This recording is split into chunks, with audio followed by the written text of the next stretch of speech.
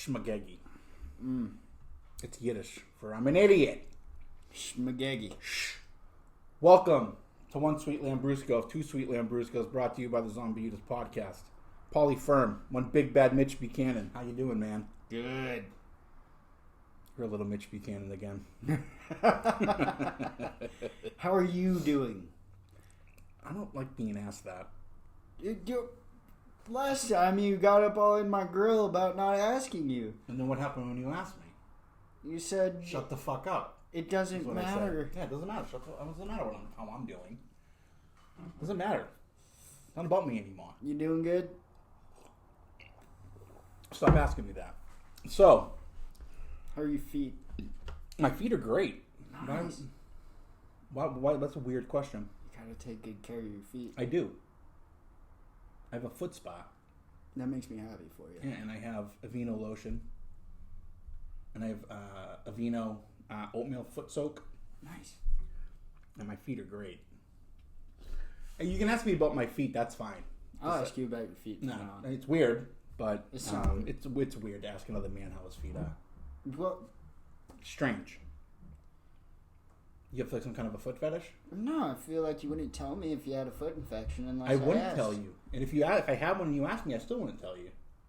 So because it's fucking weird. If you had a foot infection and I asked you how's your feet, you wouldn't tell me? No. You wouldn't tell me it's none of your foot? business. You just said great? Yeah, because they're great. You'll never know. Even if you had a foot... You'll never know. I don't want to talk about... I fucking hate feet. To be honest with you, I hate feet. That's one of the reasons I don't go to the beach during the day. They help you... I just never know. Don't hope that. That's an empty hope. I'm never gonna... dude, at my age, if I haven't gotten over it yet, like, I can barely, I just started giving my girlfriend foot rubs with socks on. That was our compromise. Socks. The condom of the foot. Only time that if you're foot fucking somebody, again, I think you have a foot fetish. I've never foot fucked somebody. Well, you're talking an awful lot of weird shit about feet. It's making me highly fucking uneasy. I've had a foot infection before, and I know how troublesome it could be. Moving on. So, I have a plan that I've propagated in my mind. I'm gonna ruin somebody's home life because they hit on my girlfriend at a Christmas party. So, what? Yeah. You're actually not fucking around? No. Oh, okay. I'm not gonna do that. No fucking around. I'm gonna do it. So here's the backstory. My girlfriend and I went to a little Christmas shindig the other day. All right. And this dude I know, his name's Pete. He's a fucking cock. He gets all shit-faced, which, for one, I'm already annoyed by him. I'm annoyed by him when he's sober. Drunk, I just can't deal with the dude. So apparently he hit on my girlfriend, and she pushed him, and he kind of fell into, a table. It was pretty funny. So, in his drunkenness, he revealed to me the gender of his upcoming child. And he's like, I wasn't supposed to tell anyone that. Not even my girlfriend knows. So this guy sounds like a dick. I'm going to tell her. Yeah. Okay. I'm going to be like, your boyfriend, one, hit on my girlfriend and told me that you're having a fucking girl. So, baby girl. I'm like, be happy that you're not going to have a boy that's going to be like him. I highly recommend you getting out of that relationship. He's going to get it. And I'm going to be like, if you want to tell him it was me, tell him. He knows where I live. I will gladly deal with him. Take it to the park, man. No fist fights. He's not going to fight, dude. He's like fucking 5'6", 130 pounds. My girlfriend pushed him into a table. He went, back. I'm not going to fight. If I fight 5'6"? Isn't your girlfriend, 5'8" or something? Yeah. What the fuck is this guy doing hitting on your girlfriend? I don't know. She's she towers above him. How can a guy hit on 2 inches is not towering. How can a guy hit on a girl that's, taller than him? I know how. Well, he said afterwards, because I talked to him afterwards. I was like, look, dude, I'm not going to fucking beat you up. He was all scared and stuff. I'm like, I'm not going to beat you up. I'm not going to do anything. My girlfriend handled it. You were embarrassed. I'm fine with that. He's like, well, I didn't know you guys were dating. I'm like, really? That's funny because remember you and your girlfriend came to the party, and my girlfriend threw us a party thing, like not like an gay like anniversary thing or anything like that, but she basically threw a party like all her friends said that we weren't going to last a year, all her female friends. So she threw a party to rub it in their face. She's great. So anyway, I was like, yeah, remember that? He goes, oh yeah. I'm like, dude, just don't even talk to her, don't even look at her. I'm like, he's like, oh well, I feel really bad and shit, and you know, I'm like, yeah, you're gay. I'm like, aren't you having a kid soon? And he's like, yeah, it's a girl, and this. I'm just like, oh. He goes, oh fuck. He's like, I wasn't supposed to say anything. It's not even his girlfriend's name is Kelly. He's like, Kelly doesn't even know, and I'm like, oh. I won't tell anybody. Don't worry, we're good.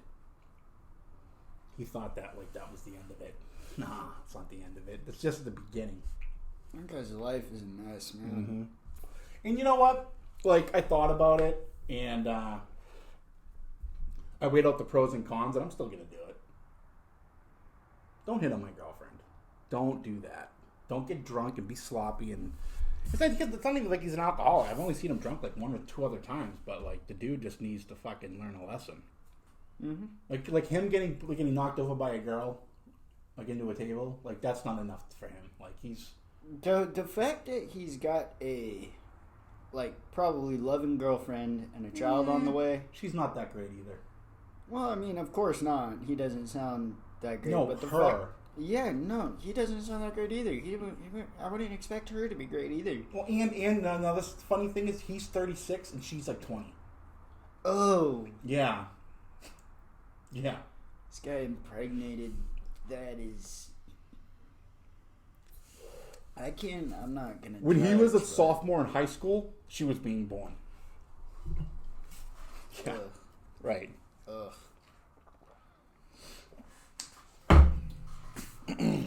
But it's not her fault. No, that's old. that's where my conflict is coming in, and that's where like the part of me is kind of like no point in ruining her fucking life too, just because he sucks. I might just tell him or tell her that like look, I'm not gonna tell you how to live your relationship or anything like that, but like your boyfriend, like, she could do better. Was hitting on my girlfriend. Like obviously that's not the first time he's done something like that. You don't just decide to start hitting on a girl out of the blue. Yeah, and that could save her a lot of. Yeah, but they're gonna have a kid together. Maybe I don't know. Maybe he'll smarten up. But I'm still gonna get mine. No, I think 20-year-old girl shouldn't even be. Oh yeah, her dad thinking about her dad wants to fucking kill the guy. Yeah, I mean, if I was her dad, I'd. But what can he do? She's over 18. He can't do anything. That's the thing. He wants to kill her, but he's also a logical person. You know, I like her dad a lot. Actually, I met they had a cook on the 4th of July like a year ago, and that must be weird going to like parties and stuff, and there's this 20-year-old girl. Yeah, when I first met her, I was like, "What do you two talk about?" I'm like, "What do you like? What's the basis of your conversations?" I don't.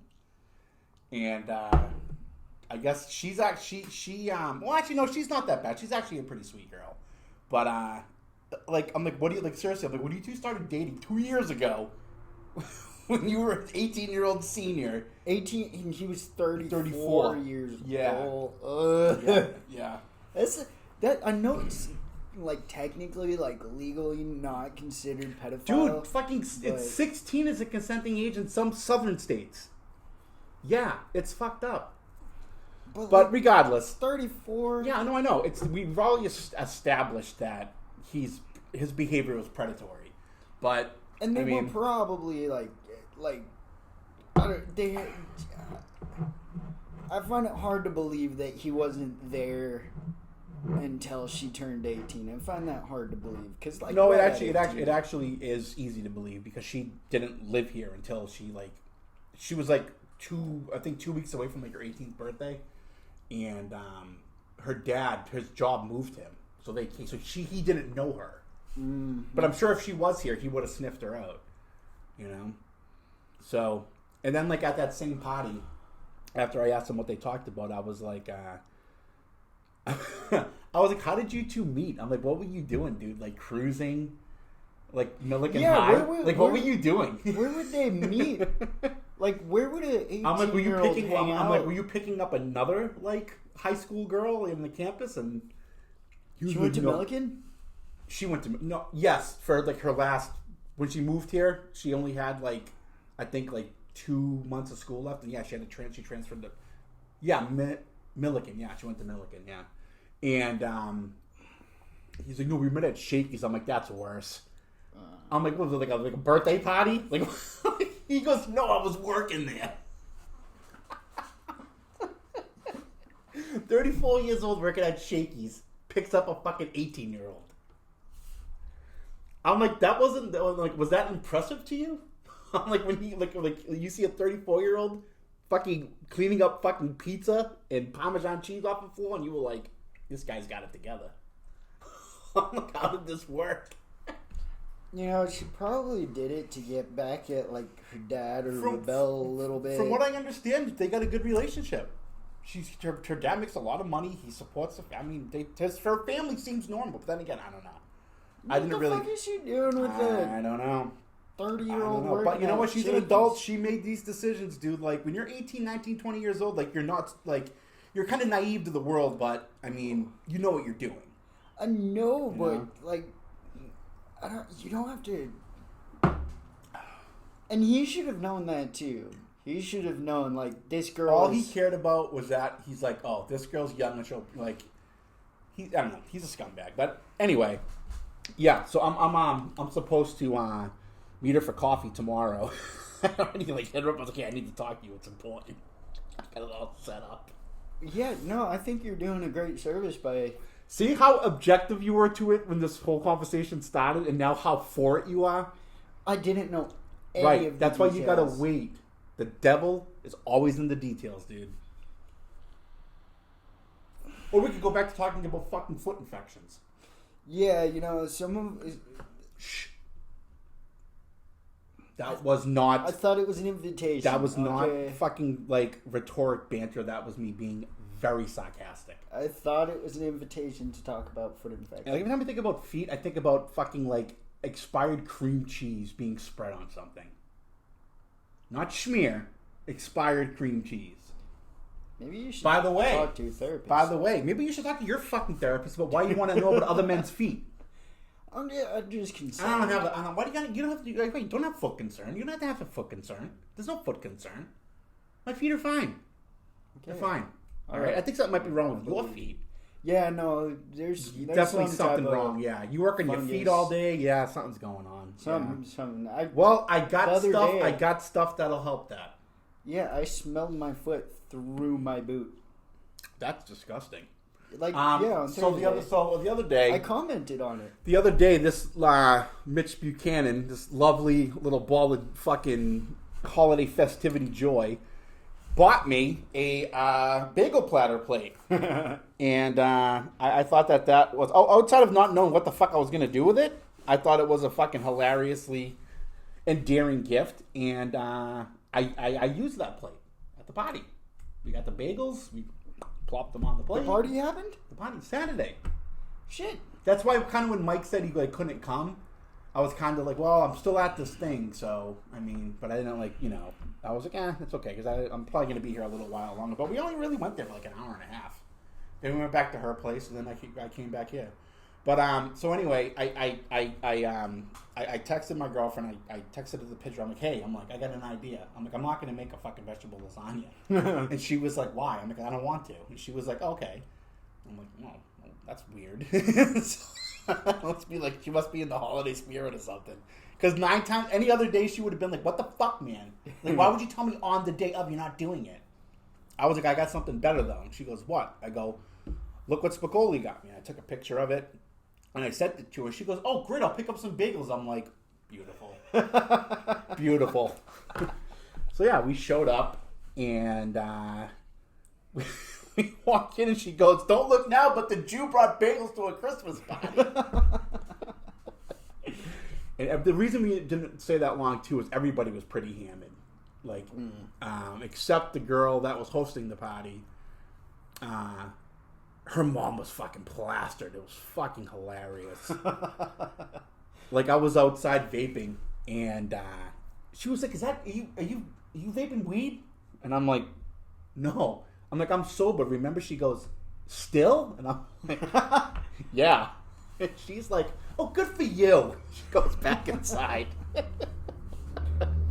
Yeah, she was a kid, man. She asked us. She's like, "Who wants?" Seriously, it was me, that dude's boyfriend that girl's boyfriend we were just talking about, and like one other guy. There was like 20 girls there, dude. And it was like some of the other moms from like the neighborhood came over. Dude, it was like a fucking pussy party, dude. And so the mother was like, "Who wants to play a game?" I'm like, "Do you have Twister?" My girlfriend was just like, I'm like, "What?" But yeah, she ended up, we played Pictionary for a little bit, and everybody was so drunk they couldn't draw and shit. I'm like, "All right," I'm like, "Honey, we gotta go." Yeah, it was, and then we ended up staying a little bit longer. That's when the incident happened. But I know it was a good time. It was fun. I haven't, like if I have to go to a party, like, and that's the ratio, I'm okay with that. Yeah, that sounds like a fun time. Yeah, and it was like, these were attractive women. It wasn't like, it was just like a bunch of fucking like 4s and 5s. These were like 7, 8, 9. Like, they were good looking women. There was 9s? Yeah, my girlfriend's definitely a 9. Definitely a 9. Yeah, I don't think I've ever really seen your girlfriend. What are you talking about? Yeah, no, the time that she threw the package at my face. Oh, we were already outside. Yeah, you guys were already on your way. Oh, here, I'll show you. But yeah, no, it was fun because everybody was in a good mood, and until the end of the night when that thing happened. But I mean, she was like, she's like, I should have fucking punched him. I'm like, "Yeah, you should have." That would have been funny. That would have been funny. And she told me, when she told me it happened, she's like, "Don't do anything." I'm like, "All right." I'm like, you did push him through the table. She's like, "Yeah, so you don't need to." She's like, "You'll kill him." And I'm like, "All right, I won't do it." But I'm like, then after he talked to me, after I talked to him, when we were leaving, I'm like, "I am going to talk to his girlfriend." She goes, "Yeah, that's a good idea." I'm more interested in seeing a picture of that dude. You want to see a picture of the guy instead? I don't have one. Yeah, I'm curious to see what this guy... Well, here's one picture. Would I... Oh, yeah. Yeah, she's definitely a 9, dude. There's another picture. I think I thought I had some pictures from the party. Or I don't even think I had my phone on at that party. I think I might have left it in the car. But, yeah, it was an interesting evening. And another thing, too, we were leaving, and she was like, "There was a lot of women at that party." I'm like, "I know. I noticed that."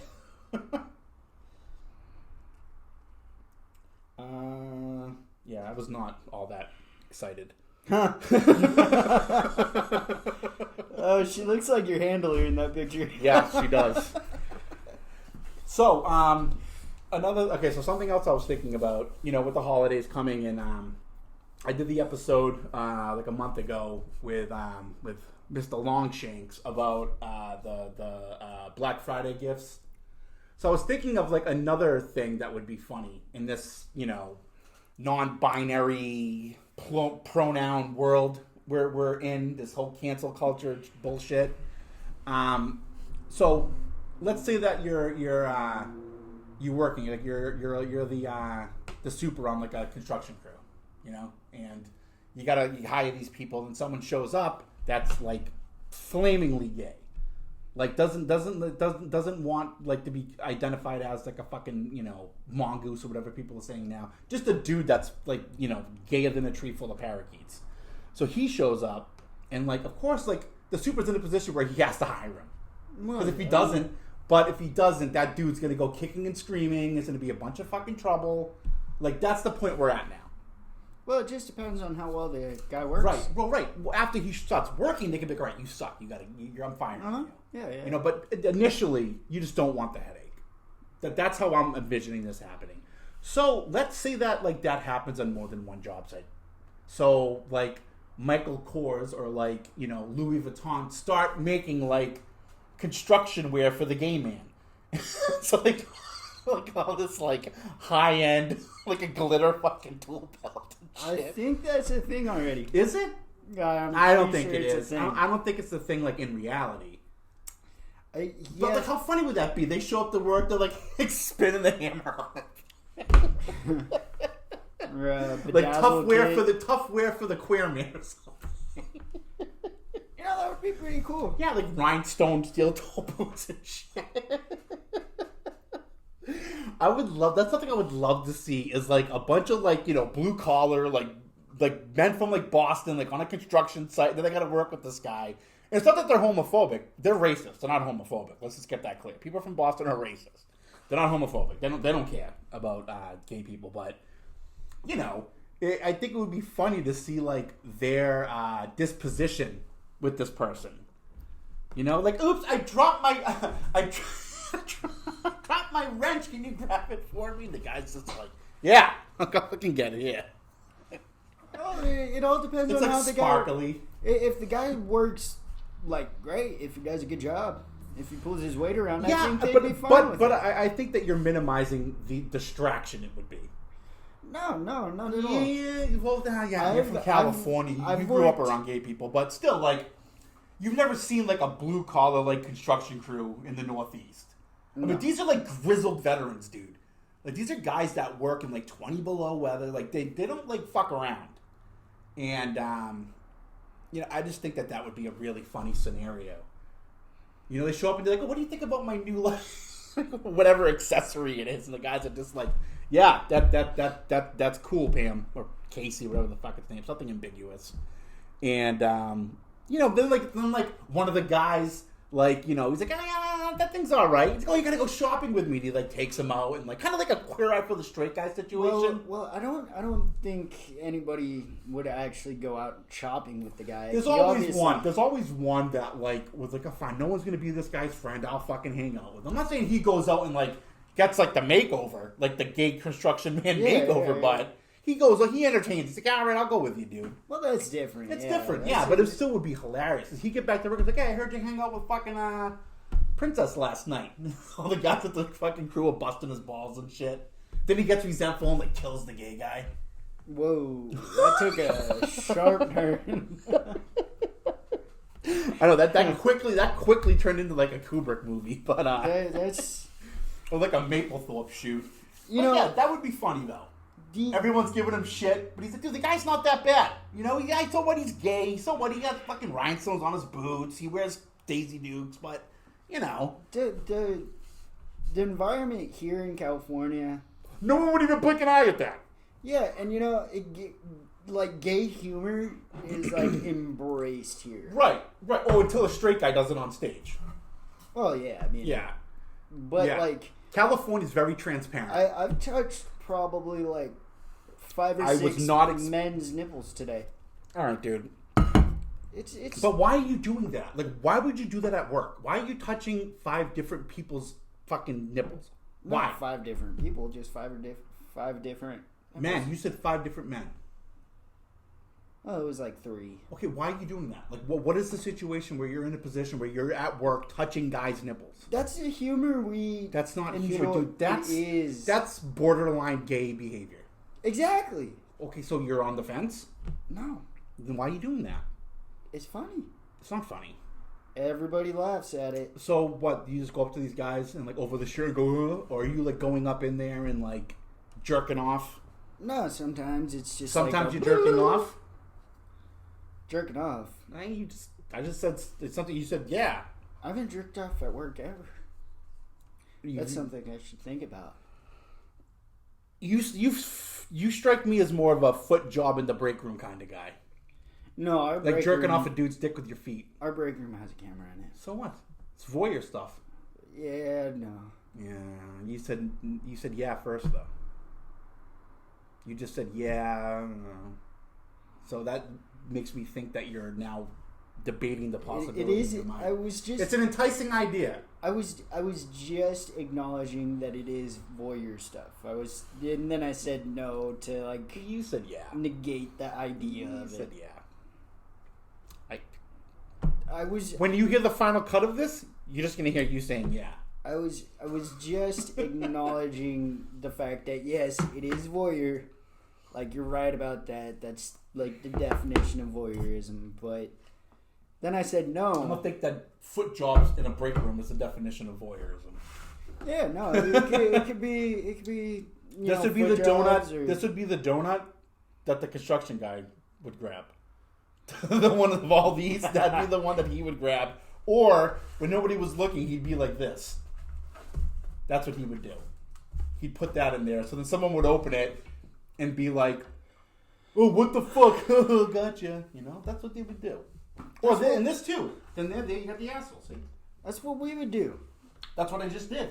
Yeah. But it would be funny though if it was the gay guy that did it, because that's guy humor, like straight guy humor. But he would do it, and they'd just be like, "Yeah, that's real funny." But no one would eat that with him around. Nobody would touch that, even though that could be one of the guy's favorite fucking donuts, and he would not eat it until he was gone, or he'd shake the box or something. You know, there's way too much going on there, man. That sounds like there's a lot of people just uncomfortable with, themselves. That's the thing. A lot of people, like, especially people like in that demographic, like the older blue collar construction guy from the Northeast, like they're fine, like with people being gay. Like that, like I said, that's not a big issue where I'm from. Like we were the first state to legalize gay marriage, but they don't know how to embrace it. They don't know how to like really. They think they have to behave a certain way around them when they don't. They just need to be themselves. But that's kind of the mindset. Like, yeah, we're okay with you, but we don't really like you're like weird to us. Like that's just something we don't really like because they don't know about it, and that's what people either get defensive or they make fun of something that they don't understand. You know, but the reality is though they have no problem with it. They just don't know how to like deal with it. I guess you could say. You know, Baby like steps. I know how to deal with. I've known how to deal with it my whole fucking life. My mom was like, "You're not going to be prejudice against homosexuals," and I'm like, okay. She's like, they're just people just like you and me. I'm like, all right, fine, great. I'm like, what about? She goes, yeah, you can be a little racist. I'm like, okay, it's a good trade-off. My mom didn't say that to me about the racism thing. No, I didn't think for. But there's so many people back east though, dude. It's like it's such a fucking racist place. Like, I guess it's gotten better. But, I mean, like, that's one of the things that, like, because Boston's a great city, dude. It's beautiful. It's clean. There's a bunch of history. There's, like, great restaurants, higher education, healthcare. It's, like, it's a coveted place to live. But it's always going to have that, like, stigma attached to it, you know? That racist stigma. Like, every year at a sporting event in Boston, somebody calls a player from another team the N-word or, like, yeah. It's people say it's getting better, but I mean, it's 2021 and some dude at the fucking sporting event is calling someone from another team a racial epithet. It's not getting better. You know, it's right where it's always been. So, and then like when I left there and I moved out this, even when I left for Syracuse, like I'd go home and I'd be like, wow, these people are just like, what are they so like angry and racist about? Like, this is a great place to live, but. It's, maybe they don't like the cold. Yeah, cold weather does make you racist in the moment, but they're just as racist when it's 20 below as when it's 75 and breezy. Like, it's the same level of racism. They may be more like outward about it when they're walking to the car. It's so cold out, they're just like saying racial shit like under their breath. But I mean, it's a sad state of affairs, dude. It really is like. And people too, like people out here, when they hear that I'm from Boston, they're like I swear to God, dude. One lady, I don't remember where I was, but she goes, "Like, you're from Boston, huh?" She goes, "Do you have any black friends?" And I'm like, "Not yet." There's none back there, which makes it another thing that's weird about the racism. There's not a lot of like racial harmony or divide back there. It's just white people. Yeah, maybe that's why. But that doesn't make sense because it's historically racist. Yeah, maybe maybe it's just kept being racist because there's no black people there to change their minds about it. Like my uncle is one of the racist people I've ever met. This is an uncle that I don't like. He's a piece of shit. And he would come home from work Like, or like if you come by our house to see my dad or whatever, and my dad hated them too. Like my dad's like asked him to leave like several times. But he bitch about it. He'd like be like complaining about his work, and the N-bomb would be peppered all over it. And my dad's like, you don't even work with any black people. He's like, what do you? He's like, what the fuck are you talking about? And he's just like, oh, this fucking company. He's like, you're an idiot. He's like, don't talk like that in front of my fucking kids. And I remember like hearing that and being like, I'm never gonna be racist like that. Like I'm gonna embrace people because I do not want to be like him. Yeah, that's smart, man. I can't imagine like seeing actual like racism. You would if you went back to Boston and like well, we don't drink, but I mean it's like Irish bars back there. Like I've been to jail, and although we segregate ourselves to sleep at night, during the day nobody gives a shit. Like. Well, people communicate. People sit down, play like cards with each other. Yeah, you did because that's you surviving in the environment you're put in, and I understand that. But it's just like there's no reason for people to be that outwardly racist.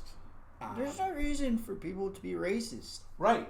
No, there's not. But I mean. It's America. I think once we find a way to get rid of the South, well, this country was not fucking founded on good ethical morals. No, it was not. Like it was racism that fucking started this country, And racism, fucking murder, rape, pillaging. Those are not fucking good standards and good morals to found a country on. No. And this country, like, it's just, and that's another thing. Like, it makes me sick sometimes. Like when I've had a lot of, I've had to take a lot of, history classes and like different like values of in different units of the government throughout history, and this country is like, it's people don't like America that don't live in America. I know that. We're not a fucking well-adored country. The only reason that people come here from Mexico is because they can make more money. Mm-hmm. They get their money, they get the fuck out. They have no problem taking money out of our economic system and bringing it down there. Mm-hmm. But, and I'm fine with that too. Because if people are so pissed off about Mexican people here taking jobs, it's like, why was the job open in the first place? Because you didn't want it.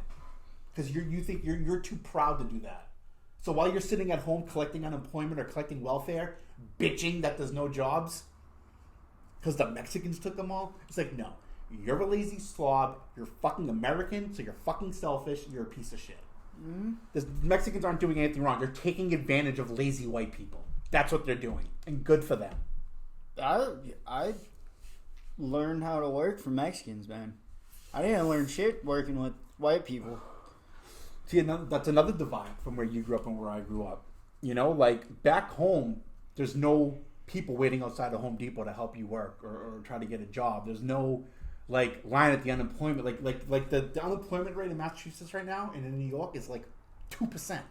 Like everybody works, And it's an expensive place to live. It's a very expensive place to live. Boston is more expensive than here.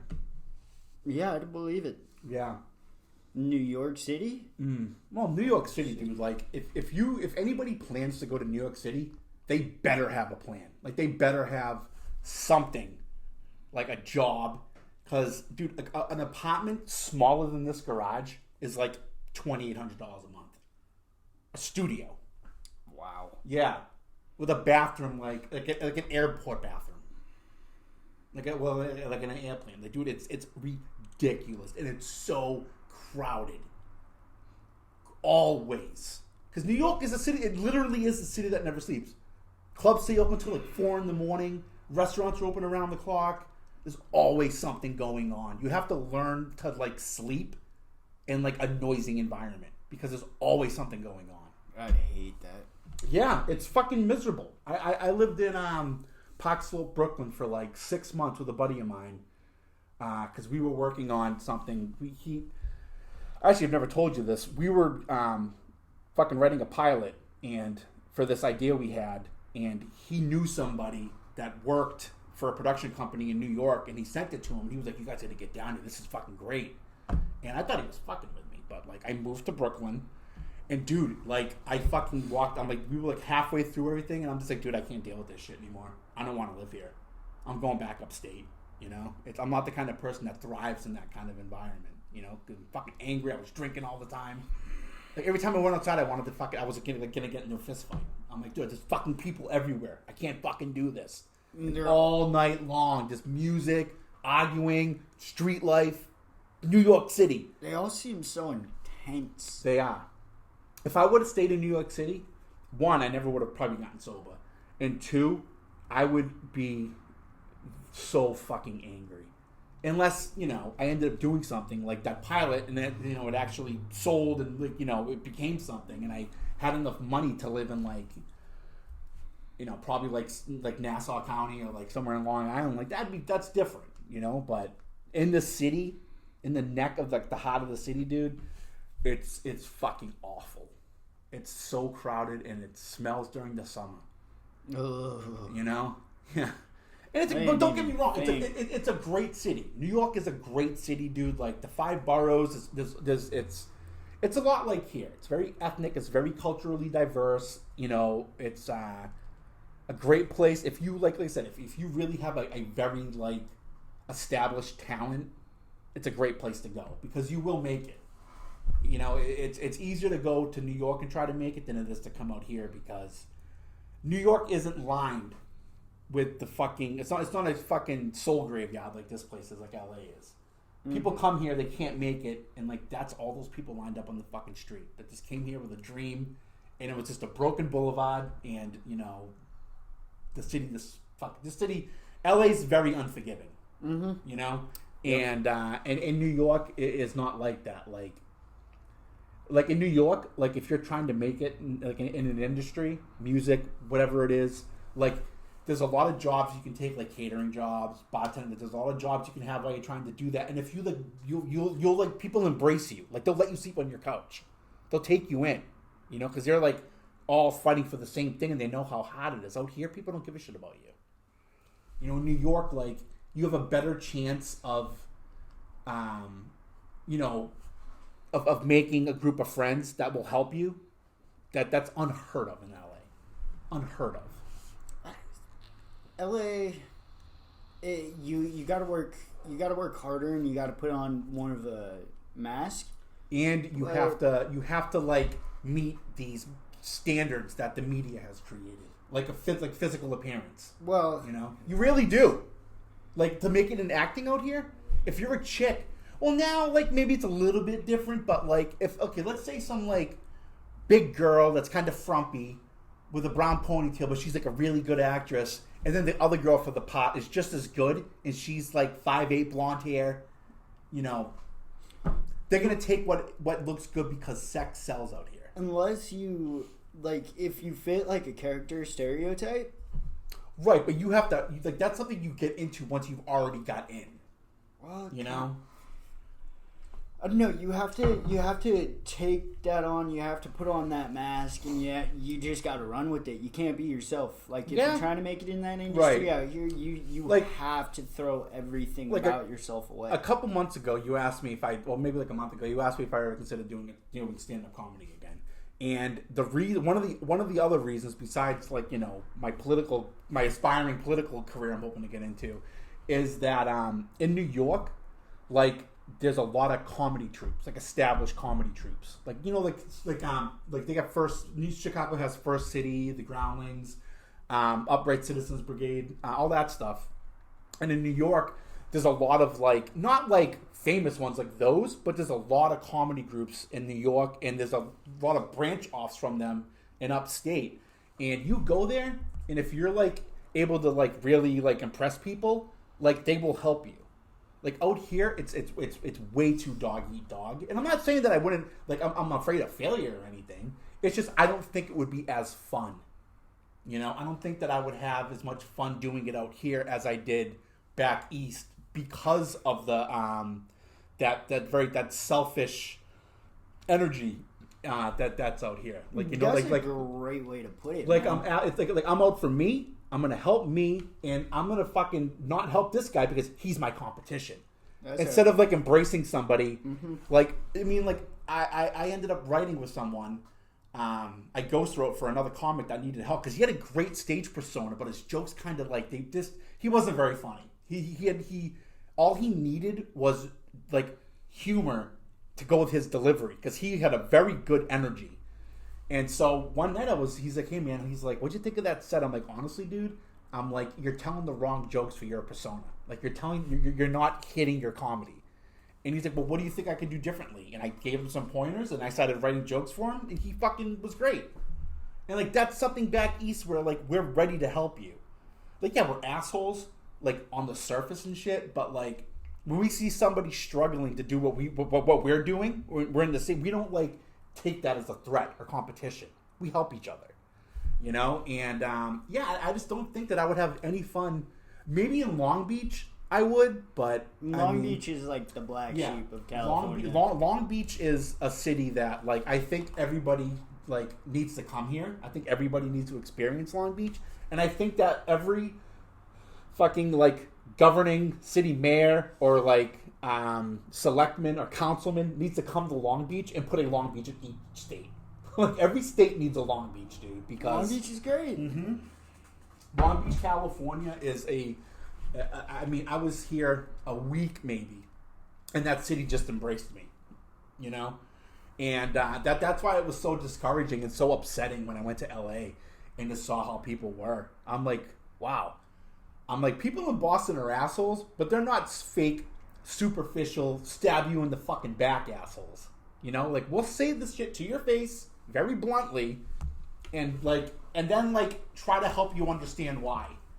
You know, like we won't just chastise you and like, you know, think that like I don't know what the problem is, but fuck this guy. It's just like, you know, people are so fucking selfish here. It's such a selfish fucking state, dude. And I don't get why it's so expensive. Not all of it. No, not all of it. I'm like not saying Los the whole Angeles, state, but like Los Angeles. Sure. I mean, I do like LA, but I don't like you know, the way people are treated the way the people are treated in the industry. I think that it takes a lot of courage to do what entertainers do in the beginning. You know, it takes a lot to get up there and, you know, send them your reel and everything that it takes. Like I experienced a little bit of it in New York when you know, when we were at Syracuse. A few of us went down to the city and we wanted to try out for this fucking open mic thing they were doing. And I mean, it's going to be cutthroat anywhere you go. But I've talked to people in LA and they were just like, yeah, you walk in the room like, all right, go. And like, and immediately, like what I was told, like what I gathered was people were just like, all right, this person's not good enough looking. Let's go on to the next one. They're not really listening to what you're saying or like what you're doing. They're just looking for the eye candy, for the glitter, you know. And that's a very shallow, selfish, and superficial way to have a selection committee, you know. And I mean, can you imagine if politics was like that? Mm-hmm. I mean, like, we'd have like 1,000 Donald Trumps and fucking like just dumb people. Like, okay, I show up with a fucking master's degree in fucking policy and government, and then they take this chick who like graduated high school, who is hot, that's making decisions for a city. It's like, yeah, I'm really glad that that's not how it works. Thank God, because there are so many ugly people in government. You know that's not how it works. There's like one fucking person right now like that has power. She's the mayor of New York, and she's a fucking smoke show. And I was like, wow, that girl's fucking hot. That's new. Like, but I mean, like, you look at these people like what's her name, like Nancy Warren and Nancy Pelosi, Elizabeth Warren. It's like, dude, these girls were never hot. Hillary Clinton was never hot. You know, but they have the pedigree. They're smart. Well, not Hillary, but they're smart. Yeah, and Hillary's smart in a different way. Yeah, yeah. She's a conniving smart. Yeah, I bet she was a fucking tattletale when she was a kid. Big time tattletale. I bet she was blackmailing. Wasn't even Oh, yeah. tattling. No, it's not that's the thing. That's the gateway to the more serious shit. Starts off with a little fibber and then a little tattletale. You know? Because she's insecure, because she fucking hates all the other girls getting attention. Like, that's the person she had to have been to stay with a guy that fucked around on her so much. You know what my girlfriend would do if I fucking let a girl blow me? She would fucking cut my dick off and then murder the girl with it. Like, dude, just fucking, like, no one's gonna get away with that in her world. Like, no, you don't do that. To stay with somebody? Murder her with it. Yeah. All right. It's the way of the beast, man. All right, we're gonna take a quick break. We'll be right back to close out things and have our final conversation. We were all over the map.